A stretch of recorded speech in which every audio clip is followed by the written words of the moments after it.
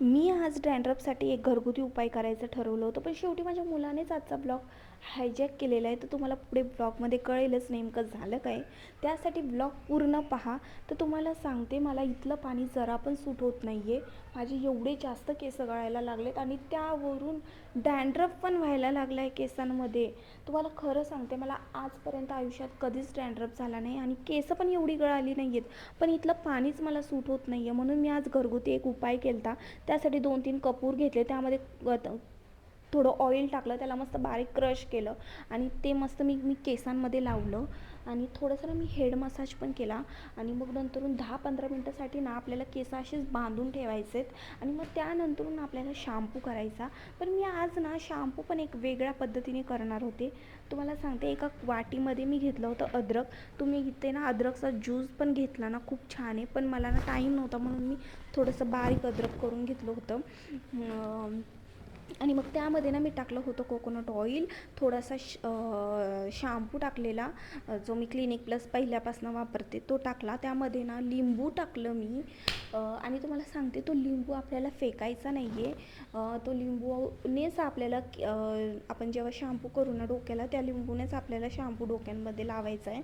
मस्त मी त्याला मिक्स वगैरे केलं सगळं आणि मस्त बघा, तुम्हाला दाखवते बघा. इथं मी आंघोळ वगैरे करून आले, केस धुवून आले होते. ते केलं मस्त. आज ह्या प्रकारे मी केलं होतं माझं हेअर केअर रुटीन. तर तुम्ही पण करू शकता, तुम्हाला जर डॅन्ड्रफ असेल केसांमध्ये. खरं सांगते, खूप कमी झाला आहे माझा डॅन्ड्रफ केल्यानंतर. आणि मग नंतर मी इथून श्रुतिकला स्कूलमधून घेऊन आले होते घरी.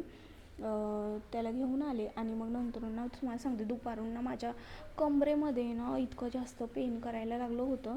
तर मी श्रुतिकला बोललं, बाळा थोडंसं कमरेवर उभा राहा. मग मला ना थोडंसं तो असं चोळून देतो ना पाठ, असं उभं राहून बरं वाटतं. म्हणून त्याला म्हटलं जरा उभा राहा. मस्त तो उभा राहिला आणि मग नंतरून तुम्हाला बघा दाखवते. इथं त्याने माझी थोडी कंबर पण अशी चोळून दिली होती बघा, कसं चोळतं हे.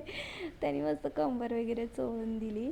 आणि मग नंतर मला संध्याकाळून बोलतो, मम्मा मला ना कॉफी प्यायचं मन होतंय. बघा कसं बोलतो. काय प्यायचं मन होतंय? कॉफी प्यायचं मन. कॉफी प्यायचं मन होतंय तुझं? कॉफी बनवू तुला? त्याच्यासाठी मग मी इथं ना कॉफी बनवून आणली. कॉफीची वाट बघत होता, मम्मा कॉफी दे कॉफी दे. त्याला कॉफी दिली, बघा कसं पितोय. खूप हसायला येत होतं, कारण की मी त्याला पहिल्यांदाच कॉफी पिताना बघत होते आज. मला खूप हसायला येत होतं. मग मी पण थोडीशी कॉफी घेतली, पिले. आजच्यासाठी एवढंच.